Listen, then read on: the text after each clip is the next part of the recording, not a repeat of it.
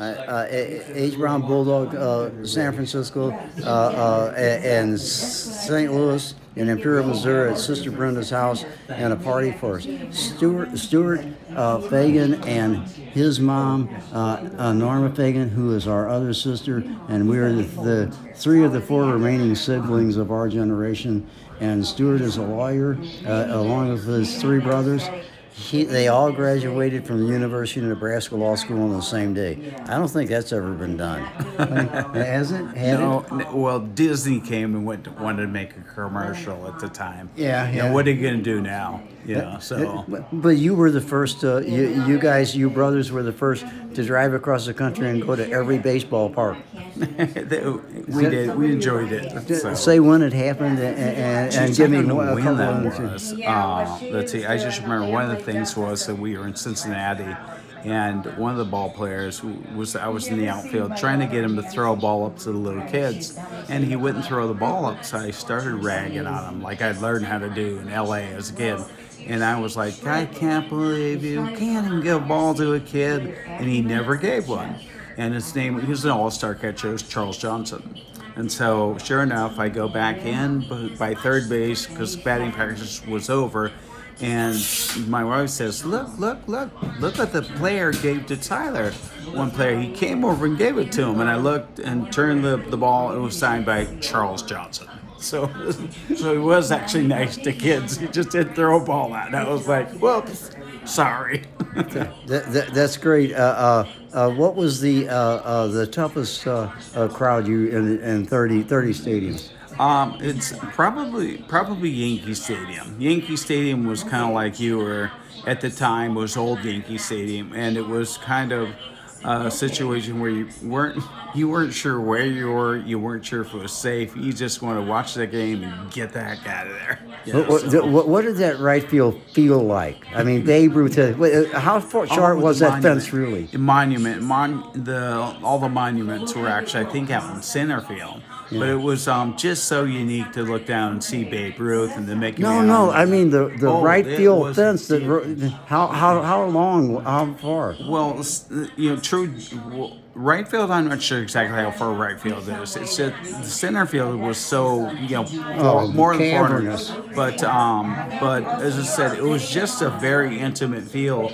And just really kind of majestic because it's got all the white and with the pillars. Is that the center field that Willie Mays made the famous catch in? No, that's the Polo Grounds. That was New York, but that was good. Yankee Stadium was shaped right. Yeah, yeah, correct. But Willie would probably caught the ball in either stadium because of how big they are in center field in particular. So, did you count how many home runs you saw? No, never. You see quite a few. In fact, what was kind of odd, I remember thinking that one time we had seen George Foster in the year that he hit 52 home runs for the Cincinnati Reds, that we saw him hit 3 in one game. So I went back, I told my mom, yes, that was a game. But because of this day and age, you can look everything up, and I did. And I was completely wrong. I had mixed my stories, and I was shocked that he hit a home run that day, but he did not hit 3. So it could be a parallel universe thing. I doubt that, but it's just a bad memory. You know about the Miranda? What is the Mandela effect? No, I don't know what the Mandela effect was. They say that millions of people can remember Nelson Mandela dying and watching the funeral on TV and his weeping wife. And they also say that there used to be people all remember some people, millions of people remember the character from the Monopoly board having a what do you call it? An eyeglass, the banker. Yeah. Do you remember him having a? Well, that's kind of funny you say that now because I'm thinking, did he? And then I think, maybe he did, but did he? He didn't. I don't. Yeah. How funny. He didn't in this universe. I think that's an argument that they're getting into. The science is starting to argue, and ChatGPT is starting to argue. I asked ChatGPT, is it possible that a future generation of you might be able to back engineer the universe, and if you can, doesn't that make you God, and can you make me my own universe? And Chat said, it is possible a future version of you might be able to do that.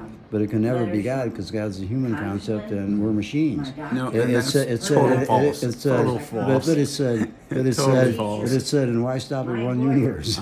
Well, as I said, if the more they put more and more, they have the Hubble telescope, more and more telescope shows that the universe is much larger. God's not limited, and as I said, the thing is, God is creator, and so you either believe it or you don't. Yeah. But there are consequences. God has given us life, and expects us to answer for it at the end. What did you do with it? So I expect to make my answer. It really revolves around His Son, Jesus Christ. My sister's kids all proselytized. We were raised Pentecostal. No, not true. We No. were. You're doing it now? What I'm saying. No, I'm not proselytizing. I thought what I'm that- doing that- is saying truth, speaking truth. Testifying. How about testifying? No, I'll say I'll testify. Truly, I want to You're testify. testifying now. Anytime you testify in the court of law, you're just simply talking. He's a about serious your lawyer. experience. Yeah, we put witnesses on the stand and say, "What happened to you? What did you see? What have you experienced?" And what I've experienced is my testimony. That's true. Is it true that an eyewitness is the worst witness to have? No, I mean you can use circumstantial evidence. Yeah, there are different types of evidence. A lot of times you'll see programs through the years that have really shocked me when you ask somebody, "What did you see?" and they filmed it, and someone says, "The guy had a red jacket on." Next guy says, "He had a blue jacket on." No, it wasn't. It was a woman, and she was in green. It just shocks the crud out of you that so many people who literally were right there can see something different. So that's always surprising. But So you'd rather go with hard circumstantial evidence than an eyewitness? sometimes yes, sometimes no. As I said, Depends on how good the defense lawyer is. no, I'm not worried about defense. Are you a lawyers. prosecutor? I'm not a prosecutor. I'm a plaintiff's attorney, so I don't mind. To me, the defense, they kind of stick to the same game all the time. But you're always looking for evidence. Do you have any supporting evidence? Is there more than one witness? What does the evidence say? So you can look at it, and then you have to believe one side or the other. That's why we talk about, have you met your burden of proof? So. What's the if you had a choice to come back as any person in the history of the earth, who would you come back as? The thing is, I wouldn't want that. I just like being myself. I'm not going to change. That's three members of the family I've asked, and all of them said they'd come back as themselves. That's funny. That's cool. We're not that humble. I tell people that Grandma taught us all but two things. She didn't teach us fear, and then I don't say anything. And they say, "What's the other one?" I said, "Humility." I'm retired 19 years, and I pick up trash every day with my dog. And I've got a master's in special ed. I could do a whole bunch of different things, but I'm free to pick, and so I pick up trash with my dog, and we're serious about it. And people ask, "Why do you do that?" And I say, "I'm trying to achieve humility, but it's not working. I still love my ass." Gosh. So the Brown family is confident. The Stewart is only half Fagan. He's the other half Brown. but both has pretty good talkers. Oh yeah, we like to talk, no doubt. What are you going to do? You had a stroke. You look like you're up, and you could get in court and do it now, could you? Well, the thing is that I had a little over 2 months ago, and what my neurologist explained to me is that if I go back to the same stress, that basically I will end up having a stroke. So it's just you're having to deal with the reality. You can't be a trial lawyer anymore. So There's a lot of kinds of law. Yeah, I liken it to like the old days. We would get a flat tire and we would just we put a patch on the rubber inner tube. But the problem is the inner tube, when it faces stress, it starts to expand where that little thing is, and then it goes boom. And that's what happened to me as well. Yeah. And so you have to live with that reality. It's a common family thing. I mean, we all have circulation problems. Yeah. Eric has them, and Brenda has them, and I'm numb from my knees down, but I do 4 miles a day, Right. and it hurt, but it clears up. I got ischemic blisters on my toes from not getting proper circulation. So you know what they gave me? What's that? Viagra. Okay. It's not sexual for me. It's just it makes my hands It's your don't turn. circulation, Well, huh? I have Renault's disease too, so my hands turn white because of circulation, and so I used to get 100 attacks a month, and now with the Viagra for the last couple of years, I get 10 Oh, or good, something. good, So good. Yeah, that was like one thing they were talking about stroke was Botox. They said what happens is that when you have two muscles, one pulling this way, one pulling that way, if one of them is too dominant, the other one can't recover. So they give the dominant muscle Botox, and then the Botox stops it from being dominant, allowing the weaker alert muscle me when to. I don't have you center. You got to be general center. I'm not a pro, but I've done hundreds of these. But what? But almost all politicians, all aspiring politicians. You know, I've done Newsom. I'm doing Newsom, like I say, on the 22nd. But I think. I think the accomplishments of the Fagan family are absolutely amazing, and I'm proud to be a small part, a black sheep. I'm the one with 6 wives in the bar, you know. I remember that part. But yeah, remember, Yeah. I remember as a kid that it was H's. You know, that was H. it. Browns. Yeah. It didn't last long, but Yeah. I couldn't believe that Dad and Mom came into a bar. Oh, did they? Oh yeah.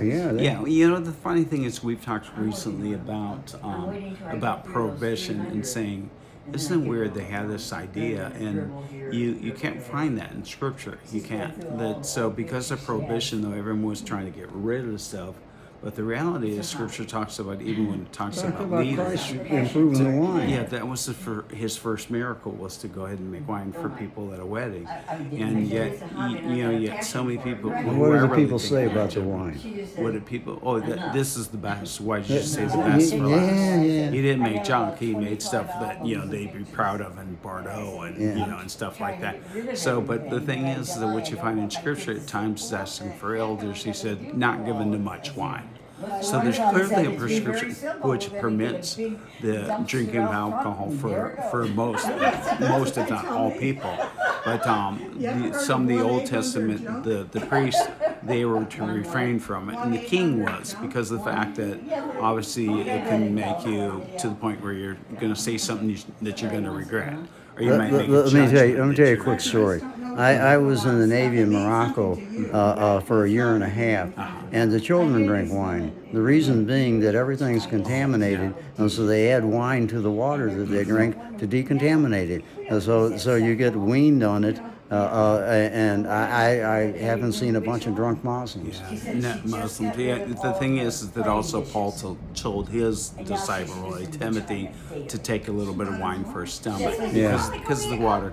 But with respect to that, what happened is that people took it to an extreme. They went too far. But you're not supposed to be drunk with wine. That's what the biblical prohibition is, that drunkenness. So, but if you choose not to drink, that's your choice. But you can't come down and condemn people who do, and you can't lay claim that the Bible says that because it doesn't.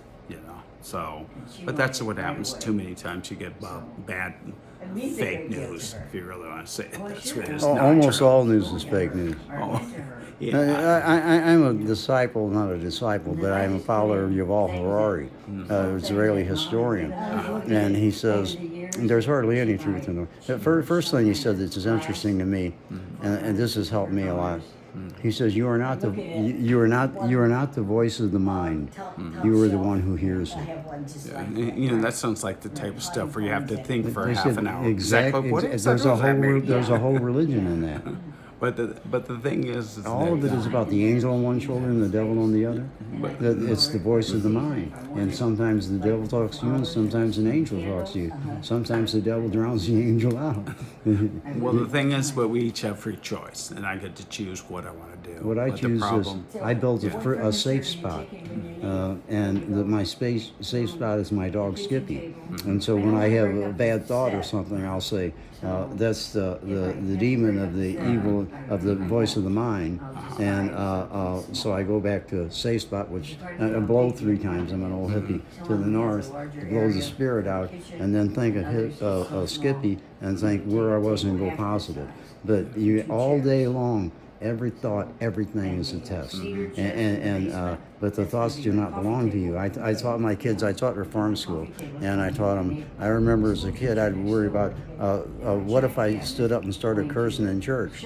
I was thinking this when I was 8 years old, and I didn't curse. Yeah. But it was the thing coming in on me, and it's the voice of the mind. But I didn't do it. I didn't adopt it. And I said everything you think is not yours unless you adopt it, unless you act on it, and all that. The negative and the positive. Switch topics.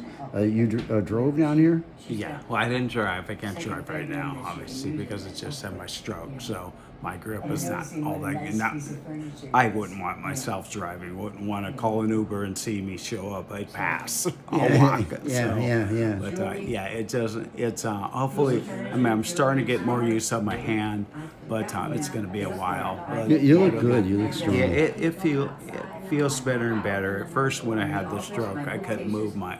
Well, at first I was okay, but then two days later it got worse, and then I couldn't move my right arm at all, and my right leg didn't really work. Barely my toe worked. Just like, Can they tell with MRIs or anything ways to take the recovery of therapy?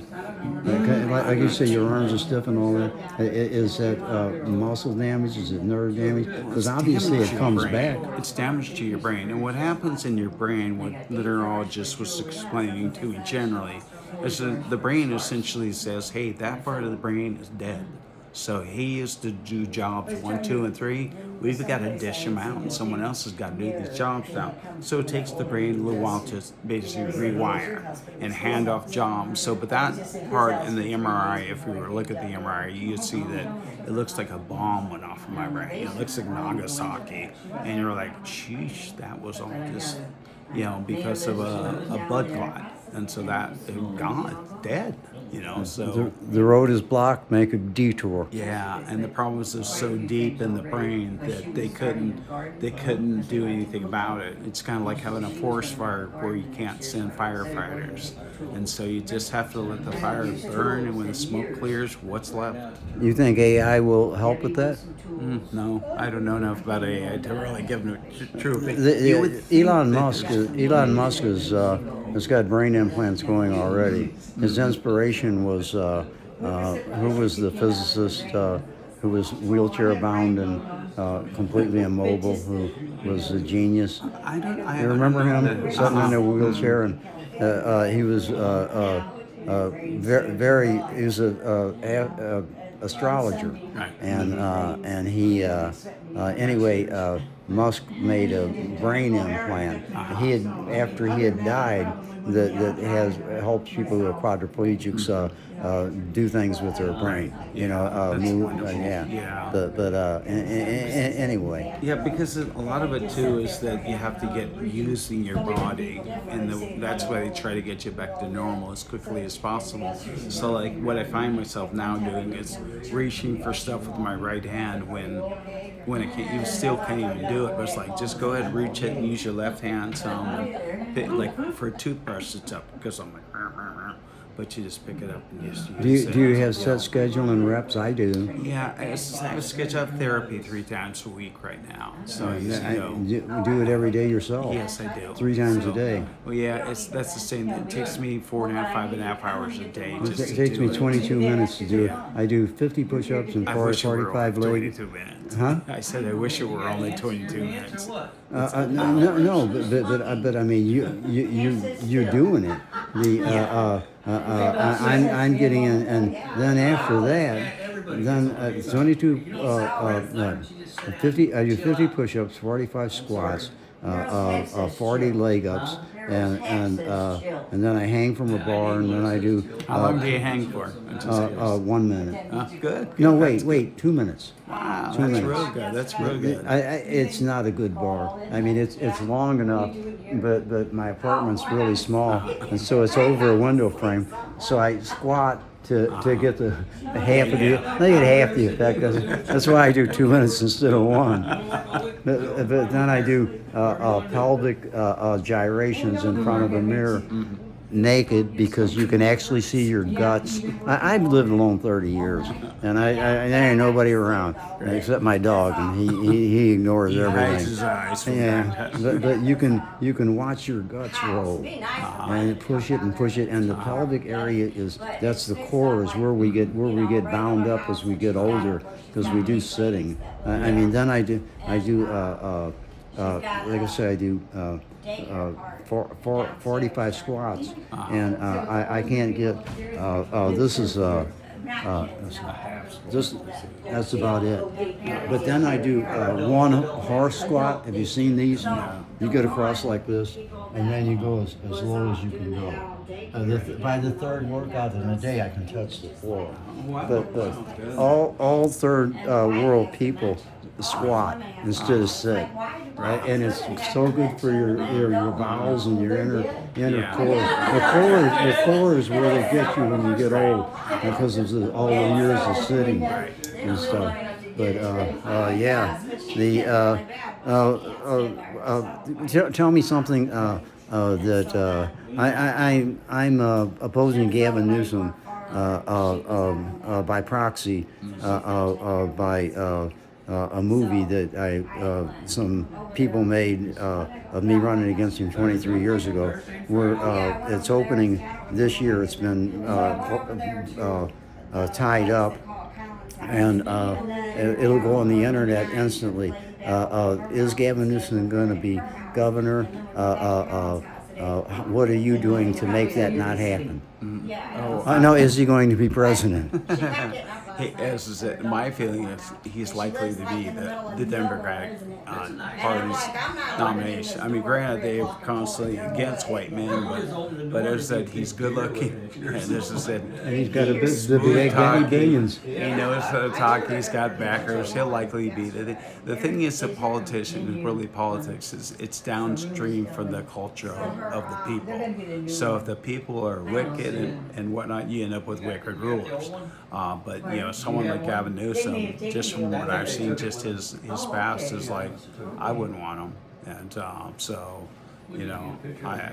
but I don't think the answer really for our country lies in politics as much as lies in a need to truly follow the truth, and the truth being really the ultimate truth of Jesus Christ. That's what I believe. But too many people in church have shied away from proclaiming truth because they never realize, it's not popular, but who gives it? I don't care. It's just like, you want someone to tell you the truth, or choose to hide it from you. I think we should talk truth. So that's what I do. Just speak truth and see where we go from there.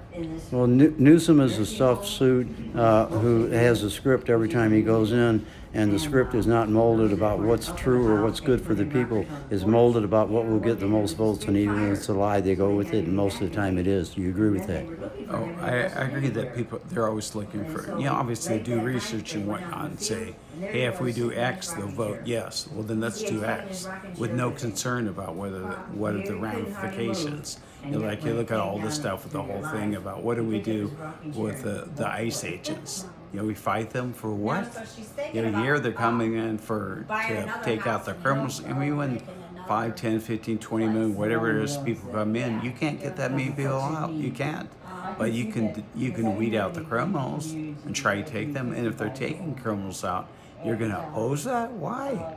Eric Fromm said that people will always seek to find somebody else to make decisions for them. In his book, Escape from Freedom, that's why they will go for autocrats and vote against their own interests. Do you believe that? Well, I just... Do people want to give the control of their lives to somebody else? I think there are people who might do that. You know, the thing is that You don't think it's a majority? I don't know if it, I know that most people are followers, and so they follow. And particularly when it comes to the vote, a lot of times people feel as though my vote doesn't really matter. Yes, it does. It matters. But if you get too many people saying it doesn't really matter, oh well, let them decide, then that's what you end up with. I think it was Aristotle said that democracy is the worst form of government, but the least worst form. So, and then democracies, when they run their course, you run into a dictator. Are you a libertarian? No, I'm not libertarian. I'm just a person. You know? But the thing is that you look at people. I look at our country and realize you've got to make a decision. What am I going to stand up for? Quit just staying home watching TV and not taking an interest in what's going on. If you say nothing, bad things are going to happen. And we've all seen that over the last couple of decades. Things we shake our head and scratch our head, really saying, "What happened?" Well, we did it. We're the ones who sat passively by while they did everything we didn't like. So it's time to speak up and say, no, I don't like that. I don't like illegal aliens. I don't like it forcing little kids that are claiming supposedly they're confused about whether they're a boy or a girl. Bull crap. You're the ones who created that. Step up and say, no, we shouldn't have them. Let them make a decision when they're adult if they really want that.